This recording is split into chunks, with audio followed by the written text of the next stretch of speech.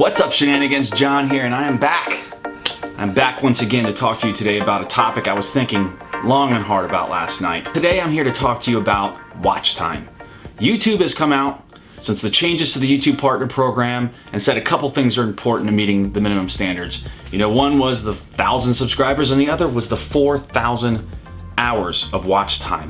As a small YouTuber, let me tell you, the struggles are real. The struggles are real between sub count, watch time, views. But with the changes to the YouTube Partner Program and the ousting and the kicking out of many small YouTubers, even YouTubers who have met the subscriber threshold, there was another part to that that was extremely important that you had to meet, and that was the 4,000 hours. The 4,000 hours of watch time, to me, is YouTube really taking a stand on letting us know that watch time is of extreme importance. Now, I'm sure they have thousands, if not millions of points, data points that they use to measure things when it comes to ranking and all the stuff that they do. But watch time is telling us, at least in their view, of what is relevant and what is not relevant in regards to a channel. So how can we increase watch time?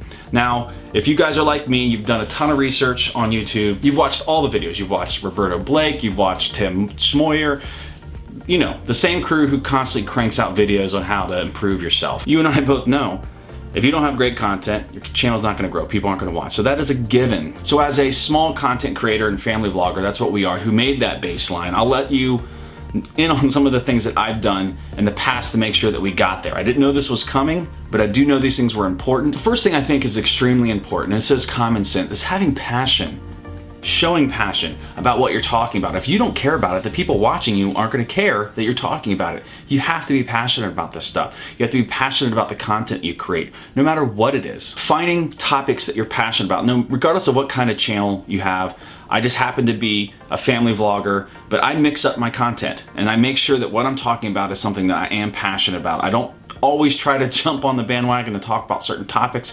You know, my kids are having fun. If I choose a topic that is around a new game that's coming out, it's because my kids find it fun. It's not because I'm super passionate about it. My kids are passionate. There needs to be some sort of interest and drive that will come across the screen and engage someone on the other side. Because if they don't believe it, you know, you guys are smart, I'm smart. We can see it when we watch somebody who's filming a video. Another thing that is extremely important, I say this at work, so it kind of extrapolates throughout life. Brevity and being concise. When I first started YouTube, I would film, and it was like family videos in the old days where you just would film a bunch of stuff going on, and while that might be interesting to you, and it was to me, nobody cared. Nobody would watch through that. As soon as it got any kind of empty space, people would click off and leave. You can see that in your watch time. You see people start to drop off.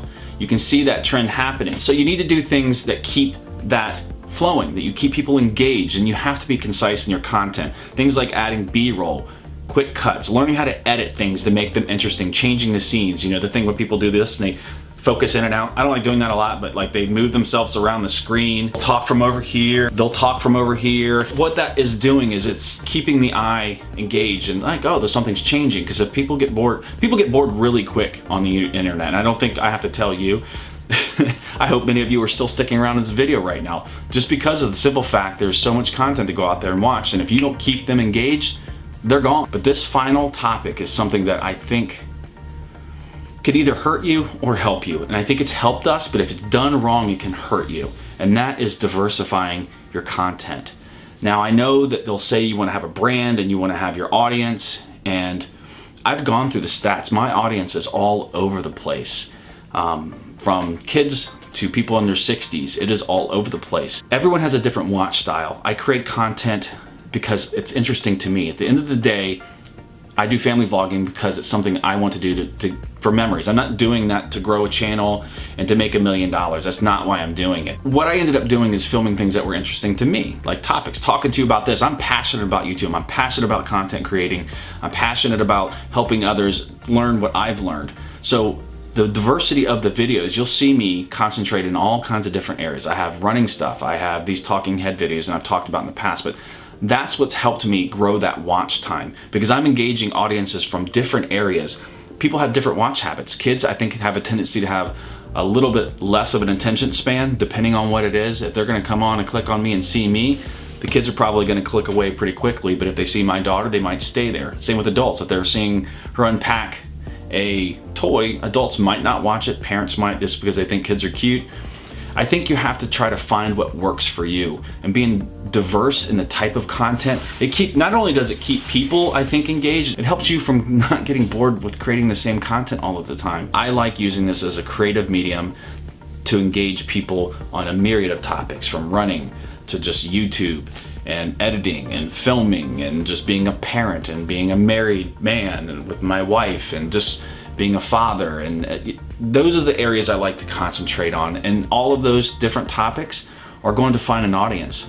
And what that does is it builds a relationship with someone who clicks on this to watch this because they're a YouTuber, they're a small YouTuber, and they're like, hey, he's a small YouTuber, let's converse, let's share our passion here, and let's talk about this. You might click on this and watch this and say, oh, he's also a family vlogger, watch some of his family vlogs. Oh, I like his editing style, I like his use of B-roll and how he does the quick cuts throughout his videos, and he's concise, and it's not me going to a pool and filming my kids swim for 15 minutes and boring someone to tears. I'm trying to engage someone. I'm trying to keep them interested while still trying to satisfy my passion and my goal, which is just creating memories for my family for years down the road. And it probably has hurt my channel in some instances with growing subscriber count by not being completely focused on one topic.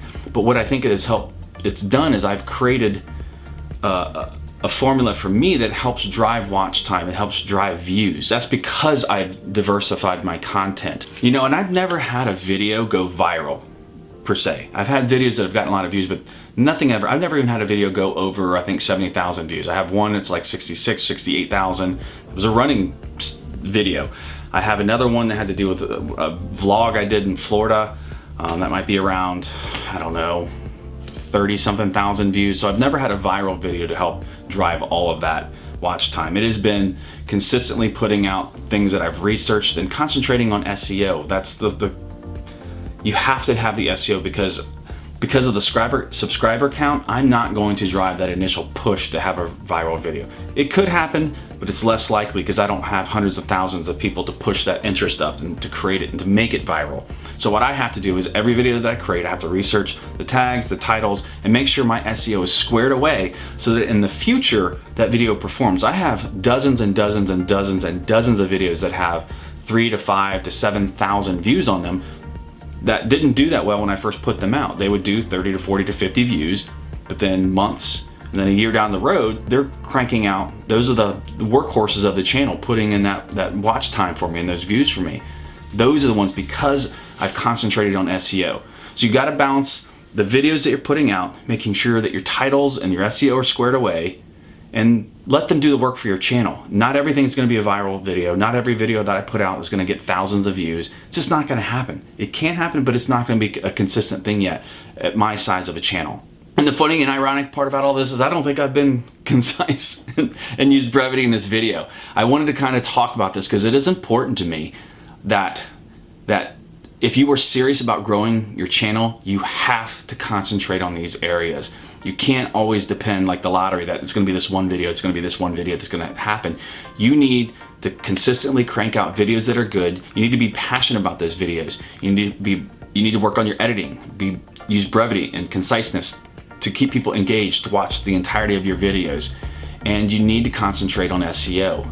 Mix up your content, but make sure that every video you put out is squared away from that instance so that they will become the workhorses, that they will do the work for you as you're working on new stuff. Not every single video has to be the one that's gonna blow up for you.